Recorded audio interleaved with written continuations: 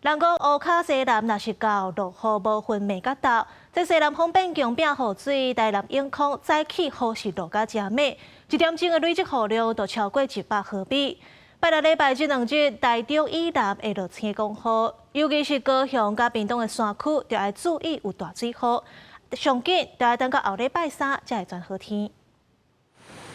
台九线大溪明水道前，因为大竹溪溪水涨悬，地势路基冲蚀，造成上北车道部分崩塌，路面电火条嘛浸伫水内，所以公路局暂时封上北的路段进行路基改善工程。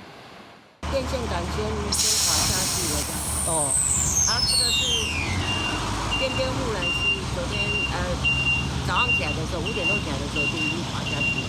台东雨落无停，南回地区7月雨量达到1851毫米，打破台武气象站设站86年来7月累积雨量最高纪录。根据气象署的统计，为7月29到8月初2下晡2点，这5天全台累积雨量排名前4名，拢伫高雄山区。尤其武林区的独立林道7站达到1860毫米，桃园区小关山原有1600多毫米，屏东春日大汉山7站是超过1500毫米。气象署表示，受到西南风增强的影响，台南永康区初2透早出现激烈降雨，1点钟的累积雨量到100多毫米，也创下历史纪录。在屏东三地门乡，今天来到了施雨量最大，是来到了122毫米。